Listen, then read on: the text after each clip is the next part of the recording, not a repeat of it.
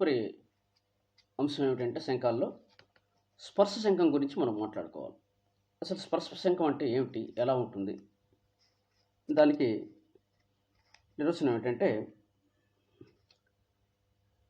Yes అనే ఒక ఉపరితలం మనం తీసుకున్నప్పుడు పి ఒక బిందువు ఉంటుంది. పి అనే బిందువు వద్ద మనం ఆ శంఖానికి జనకరేఖ మధ్య గీసినప్పుడు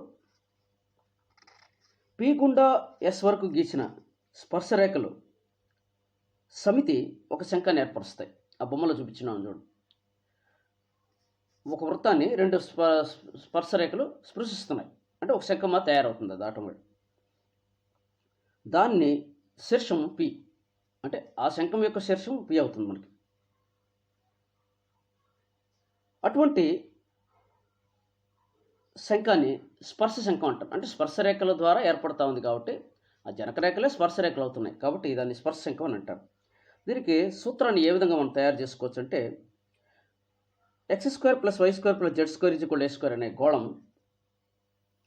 x1 y1 z1 బిందువు అంటే శీర్షంగా కలిగిన స్పర్శ శంఖం యొక్క సమీకరణం ఏ విధంగా ఉంటుందంటే,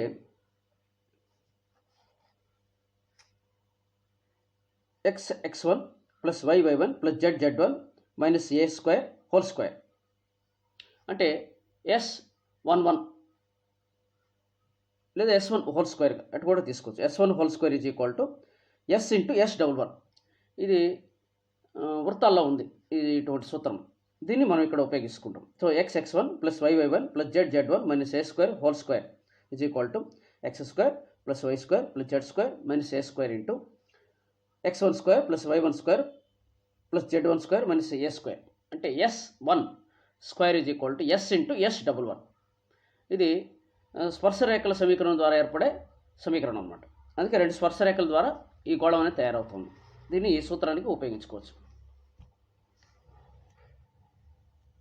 తదుపరి అంశం ఏంటంటే, మనం వర్తుల శంఖం. వర్తుల శంఖం అంటే ఎలా ఉంటుంది, దాని యొక్క నిర్వచనం కూడా చూస్తాం. వర్తుల శంఖం అంటే ఒక స్థిర బిందువు గుండా పోయే సరళ రేఖ అదే స్థిర బిందువు గుండా పోయే ఒక స్థిర రేఖతో స్థిర కోణం చేయాలి. ఆ విధంగా జనింపజేసిన తలాన్ని వర్తుల శంఖం అని అంటారు. అంటే కోణం అనేది ఇక్కడ చాలా కీలకంగా ఉంటుందన్నమాట. కాబట్టి స్థిర బిందువు గుండా పోయే సరళ రేఖ అదే స్థిర బిందువు గుండా పోయే ఒక స్థిర రేఖతో స్థిర కోణం చేయాలి. అంటే ఇంతకుముందు గతంలో చెప్పుకున్నట్టుగా మనము స్పర్శ శంఖంలో వాటి మధ్య కోణం అనేది ఏర్పడాలి. ఎంత కోణం ఏర్పడుతుంది? తీటా 90, 40, 45, 60 అరే ఆ కోణంతో కనుక ఏర్పరచుకున్నామంటే అది వర్తుల శంఖం అని అవుతుందన్నమాట. అంతవరకు అది స్పర్శ శంఖంగానే ఉంటుంది. సో ఈ నిర్వచనం పెట్టాడు. బొమ్మలు చూపించినట్టుగా మనకి సో వి శీర్షం ఇచ్చేసినాడు, పి బిందువు కూడా ఇచ్చినాడు. సో వి అనేది ఆల్ఫా బీటా గామా దాన్ని శీర్షంగా తీసుకోండి. పి అనేది ఒక బిందువుగా తీసుకోండి. XY, Z లేదా x1 y1 z1 బిందువుగా తీసుకుంటే అసలు దీనికి సూత్రం ఏ విధంగా తయారు చేసుకోవాలి మనం అనేది కూడా మనం చూస్తున్నామంటే,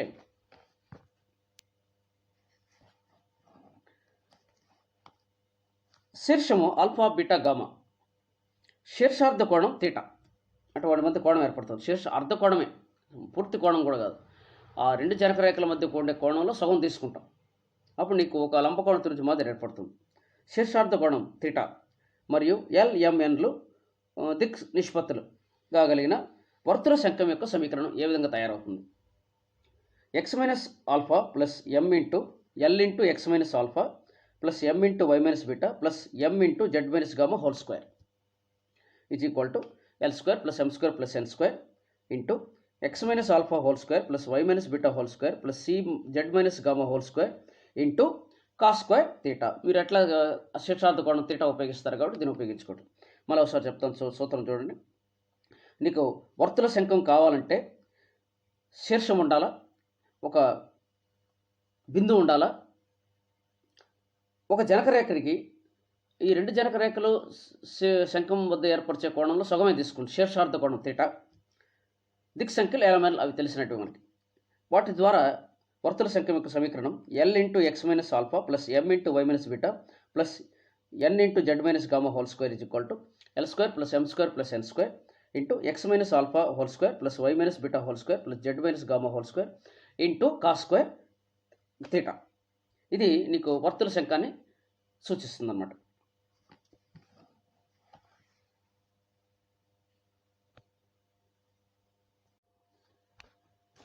వీటికి సంబంధించిన సమస్యలు మనం ఏ విధంగా సాధించవచ్చు అనుకుంటే, మొదటి సమస్య, శీర్షం 1 1 1గా ఉండి x² + y² + z² plus 2x - 2y = 2 అనే గోళమునకు స్పర్శ శంఖమును కనుక్కోండి అన్నాడు. శీర్షం ఇచ్చేసినాడు, ఒక గోళము ఏదో ఒక ఇది ఇస్తే దాని ద్వారా ఒక శంఖాన్ని మనం తయారు చేసుకోవాలి. సో మనం గతంలో చెప్పుకున్నట్టు స్పర్శ శంఖంకి ఏం సమీకరణం ఉంది, ఎలా దాన్ని ఉపయోగించుకోవాలి అనేది తీసుకుంటే, అక్కడ మనకి ఒక సమీకరణం కావాలి. అది అది గోళమైన కావచ్చు, ఇంకేదైనా కూడా అటువంటి గోళాన్ని తీసుకొని ఒక శీర్షం ఉంటే చాలు. వీటి ద్వారా మనము స్పర్శ శంఖాన్ని ఎలా కనుక్కోవచ్చు అని దానికి సాధన. శీర్షం 1 1 1 గోళం యొక్క సమీకరణం రాసుకున్నాను. x² + y² + z² + 2x - 2y - 2 = 0. తర్వాత మనం ఒక స్పర్శ రేఖని తయారు చేసుకోవాలి.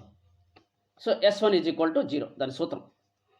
సో xx1 + yy1 + zz1 ఆ సూత్రం ప్రకారం తీసుకుంటే x × 1 + y × 1 + z × 1 x + 1 ×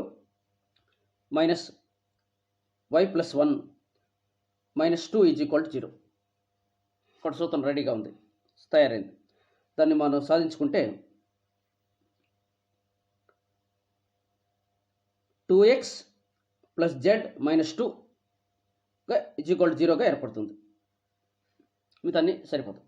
తర్వాత S11 కావాలి. S11 అంటే x12 + y12 + z12 ప్లస్ అటు ఆ సూత్రం ద్వారా 1² + 1² + 1² - 2 × 1 - 2 × 1 - 2 = దాన్ని సాధించుకుంటే మనం కేవలం 1 వస్తుంది. = 1. వెంటనే మనకు సూత్రం, వర్తుల స్పర్శ శంఖం యొక్క సమీకరణం S12 = S × S11. So 2x + z - 2 2 S x² + y² + z² + 2x - 2y - 2 × S11 అంటే 1. దీన్ని మొత్తం సాధించుకుంటా పోతే, సూక్ష్మీకరించుకుంటా పోతే 3x² + -y² - 4zx + 4zx - 10x + 2y - 4z - 6 = 0. ఇది మనకు కావాల్సిన స్పర్శ శంఖం యొక్క సమీకరణం అవుతుంది. కాబట్టి చివరికి మనం గుర్తుపెట్టుకోవాల్సి ఉంటే S12 = S × S11. ఈ సూత్రం మనకు గుర్తుంటే ఈ స్పర్శ శంఖం మనం చేస్తున్నమాట వరకు. కాబట్టి కేవలం ఇక్కడ కావాల్సింది శీర్షము, ఏ గోళమో ఎటువంటి సమీకరణం ఇస్తారో దాన్ని ఉపయోగించుకుంటే సరిపోతుంది. పోతే రెండవ సమీకరణం ఏంటంటే, మనకి వర్తుల శంఖం కావాలంటే మనకు శీర్షార్ధ కోణం కావాలి. ఇది కాకుండా ఇంకా అంటే అదనంగా ఇవి కావాల్సి వస్తుంది. దానికి ఎలా కనుక్కుంటానంటే చూడండి. రెండవ సమస్య, P 2 - 3 5 శీర్షంగా ఉండి PQ అను దాని అక్షము నిరుపక్షాలతో సమాన కోణాలను చేస్తూ ఉండి A 1 - 2 3 అను బిందువు గుండా పోయే వర్తుల శంఖం కావాలన్నాడు. ఇక్కడ వాడు ఏం చేశారంటే, శీర్షార్ధ కోణం నీకు ఇవ్వలేదు, శీర్షార్ధ కోణం నువ్వే కనుక్కోవాలి. కనుక్కునే దానికి ఏం చేశాడంటే, P అనే శీర్షం ఇచ్చేసినాడు.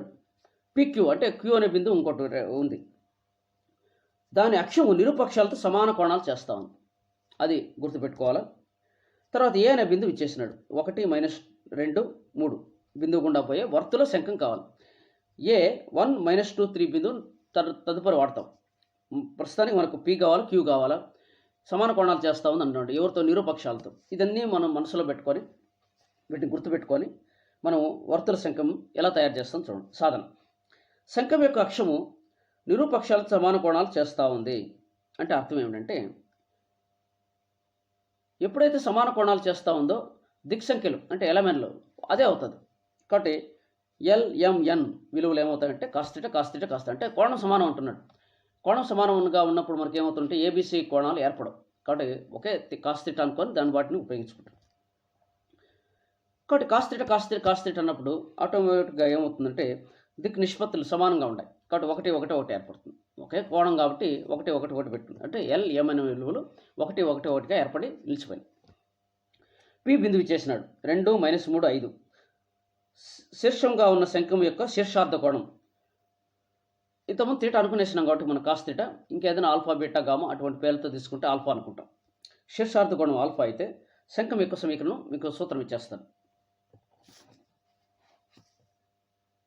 x-2 whole square plus y+3 whole square plus z-5 whole square into L² plus M² plus N² కాబట్టి 1² plus 1² plus 1² into cos square theta ఆడుంది. ఇటు ఆల్ఫా శీర్షార్థ కోణం కాబట్టి cos square alpha is equal to L into x-2 plus M into y minus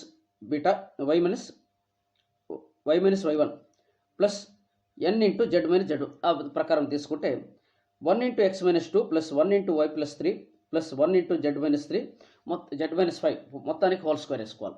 so ఆ సూత్రం మనం మర్చిపోకూడదు. వర్తుల శంఖం యొక్క సూత్రాన్ని మనం మర్చిపోకుండా వేసుకోవాలి. కాబట్టి మళ్ళీ ఒకసారి సూత్రం చెప్తాను చూడండి. L into x minus alpha plus M into y minus beta plus M into z minus gamma whole square is equal to L² plus M² plus N² x minus alpha plus y minus beta whole square plus z minus gamma whole square into cos square theta. ఇదే మామూలు దాని సూత్రం. ఇక్కడ ఇవన్నీ వాటిని అంతా కూడా అమర్చుకొని చేసుకుంటే వీటిని సాధించుకుంటూ వచ్చినప్పుడు చూడండి, ఏ బిందువు గుండా శంఖం ప్రయాణం చేస్తూ ఉంది. కాబట్టి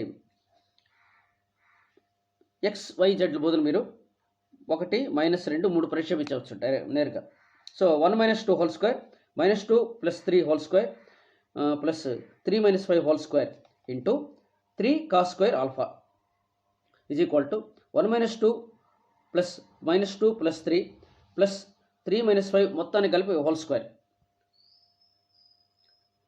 దీని ఎంత సూక్ష్మీకరించుకుంటే అంటే శీర్షార్థ కోణం కోసం పోతున్నాం మనం. So cos square theta is equal to 2/9 వచ్చింది. మనకు కావాల్సింది కాస్ తీటా అంటే కాస్ ఆల్ఫా.